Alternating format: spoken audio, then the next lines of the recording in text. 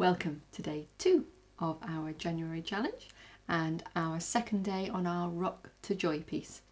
And if the title and the little hints of the tune yesterday weren't enough, today you get your proper statement of the tune and hopefully you'll recognise it now. So let's play it for you first and then we'll have a look through it. Just 4 bars today.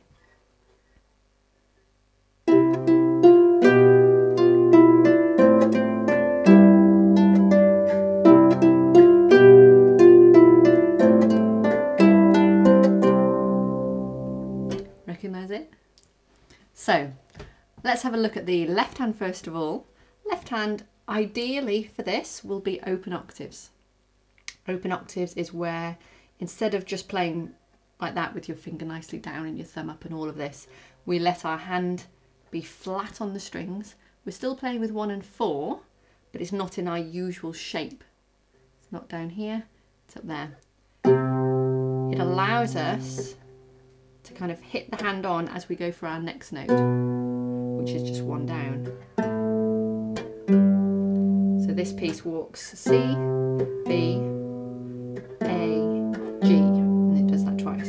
C, B, join in with me, A next time, G, and C, B, and A, G, and again, and C, B, A, G, one more time, C, B, and A, G. Brilliant, and it's nice to get into the feel of that rhythm, because if you want to be sort of very technical about what's happening there, we're playing on 1, 2, and 3, 4, 1, 2, and 3, 4, 1, 2, and 3, 4, 1, 2, and 3, 4. But it's okay if you can just feel it, that's okay as well. Okay, the first time it does that, and this is the second time.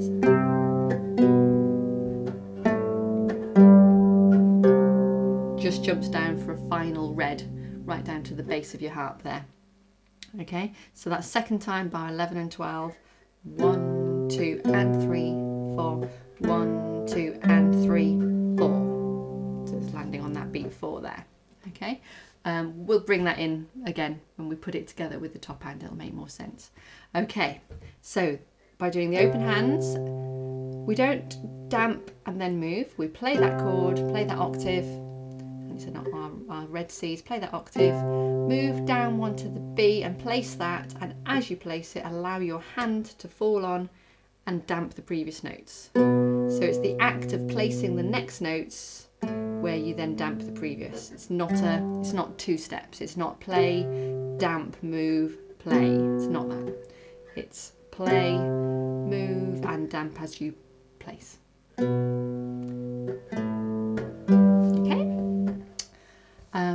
There are also some accents on the second notes. On those ones there, and they copy the accents that are going to appear in the tune, so we'll feel that more as we do it as well. So the top hand, now you can either do 2, 3, 2, 1, or like the very beginning where we did 3, 3, 2, 1, you can do that as well.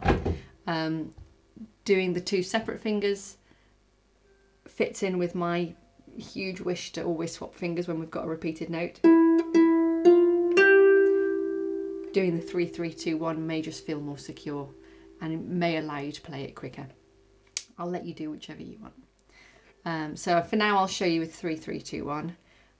It's the same pattern that you play right at the very beginning, but we're going to carry on. So 3, 3, this is E, F, G, 3, 3, 2, slide, and then we're going to get all 4 on from that black that you've slid to, going all the way down to the C. Okay, so if we just go as far as there, so I'll just play it again. Okay, let's try that together. 1, 2, 3, and 4, and. Okay. On the slide, you can either choose to go and get everything placed just before you slide, or you can do the slide and then use that time, because there's an extra quaver when nothing happens, to get the other fingers on. As I was playing it just now, I seem to be favouring doing that. So do what you feel comfortable with. So let's just try even just doing that, if you can, with the left hand as well. Getting used to doing the open octaves here and playing up here. So 1, 2, 3 and 4 and. Just as far as there. Okay, let's try that again. 1 and 2 and 3 and 4 and. Okay, so we have an emphasis. Da, da, da, da, and then nothing happens in that next quaver. Now, in the original tune, which you now recognise as Ode to Joy, it would go. So I haven't really changed the tune, we're just not sounding that second G. And in doing that, we're giving it the sort of rocky feel, and that is the same feel, and this rhythm appears in the Blistering Rock piece. So this is how it sort of pulls together and teaches all the sorts of skills and technical elements that are going to appear in Stuart Green's Blistering Rock, but in a completely recognisable tune, and just really fun as a nice taster that then leads you in to his fabulous piece. So let's try that again with the left hand if you can. 1 and 2 and 3 and 4 and. Okay, carrying on from there, so we've just landed on that C with a 4th finger. This is the C at the beginning of bar 10. Then swap to 3, 2, 1 from that C going up. Then do a thumb slide, play the D on its own, and then play a D with finger 2. Okay? There may not be huge reason to do the thumb slide there, given that we're not sort of adding in too many extra notes, and it might feel a bit odd just to do it when we're not actually going to place anything beyond that D, but it keeps the feel that every time we head up to this tied note in the middle of the bar, that we thumb slide from it.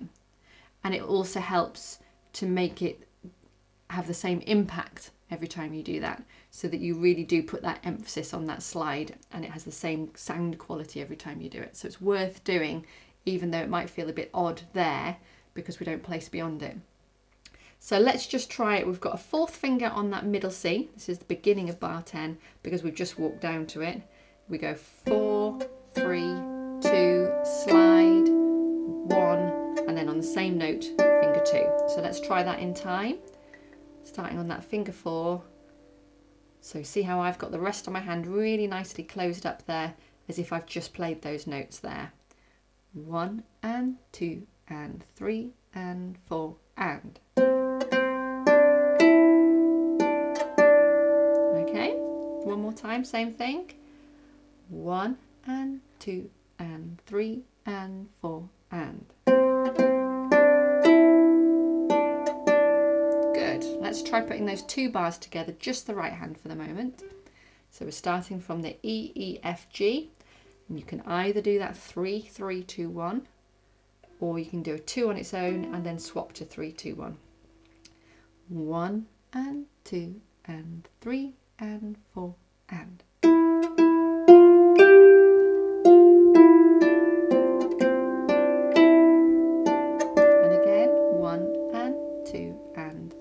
And 4 and.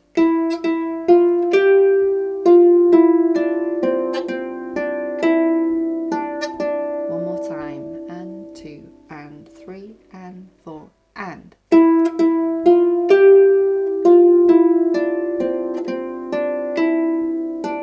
Good, okay. Why don't you get your left hand now on its notes?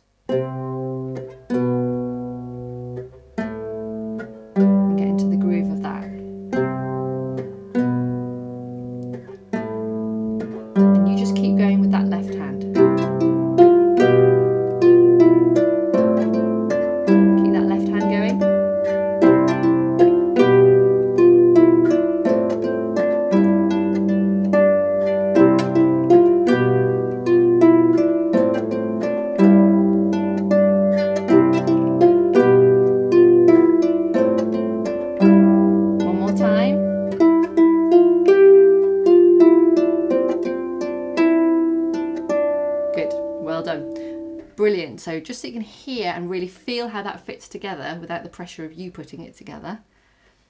But now let's try it together. So left hand's ready, open octaves if you can. If you can't do that and you want to just do it as closed hand, you can. The notes will just ring out and it might become a bit murky. So left hand on the C's, right hand on E, F, G. 1 and 2 and 3 and 4 and.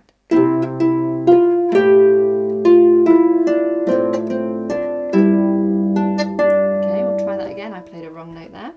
1 and 2 and 3 and 4 and.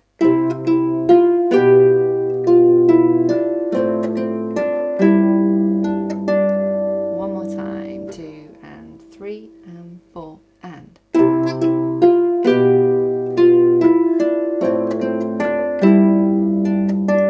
Brilliant. And you can work on that. Maybe try it a bit slower, and we'll do it in the play along slower as well. Okay, next part, very, very similar. Right hand starts the same, walks down to the C, swaps to a finger 3, does a slide, but this time carries on, gets our finger 2 on the red as well, and that is the same as the notes that you did in bar 7. Yesterday when we were doing the, so if you can, when you finish there, you've done the slide, you get 1 and 2 on the D and the C. If you can swap to a finger 3 for that very last repeated C, that would be really nice. Okay, so let's try bars 11 and 12. It's very similar. 1 and 2 and 3 and 4 and.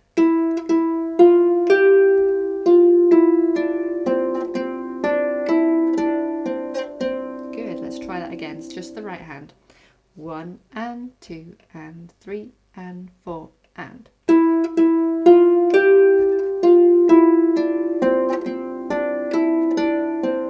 Brilliant. Let's have a look at that left hand. It's the open octaves. Just need to remember to jump down for the last C as well. 1 and 2 and 3 and left hand. And 2 and 3 and 4 and 1 and 2 and 3 and 4 and. Okay, let's try that again. 3 and 4 and 2 and 3 and 4 and 1 and 2 and 3 and 4 and. One more time. 3 and 4 and.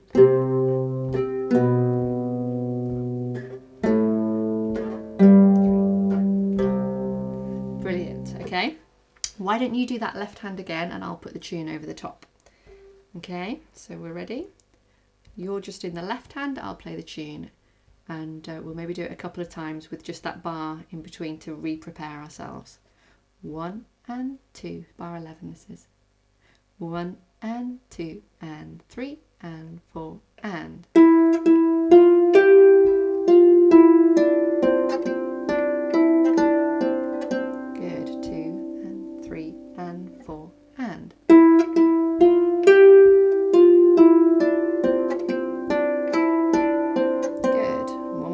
Join in with you. 3 and 4 and.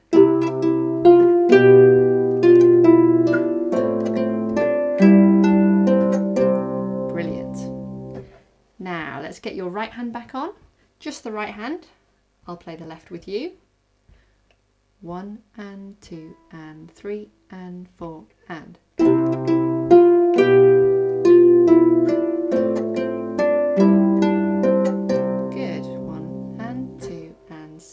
Again and.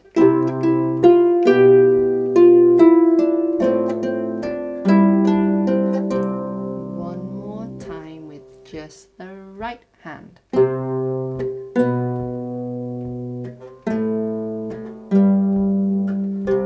Brilliant. Did we land together? Great. Okay, let's now try putting that hands together. So your right hand's comfortable moving around on those notes, the E, F, G, left hand then on the open C. Let's hope not though. 1 and 2 and 3 and 4 and.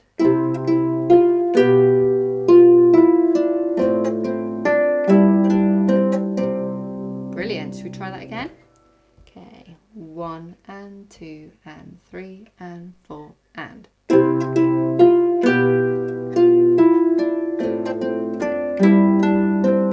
Let's try that one more time.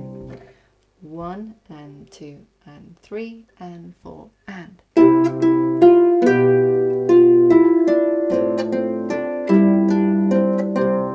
Brilliant, and it's just jumping down for that last C. Do listen to yourself and think, can I hear my tune?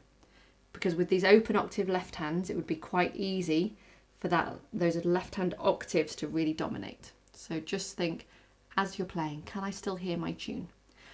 Let's try all of today then. So this is from bar 9.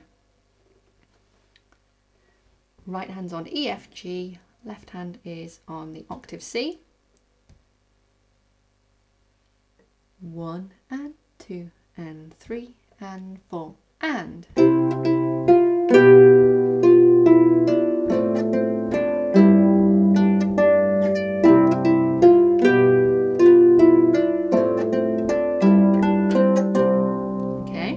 There's that transition, isn't there, from bar 10 into 11. There's hardly a breath really, there's just that crotchet note at the end of bar 10 and then we're straight back in. Should we give it another go? Right hand E, F, G, left hand octave C. 1 and 2 and 3 and 4 and.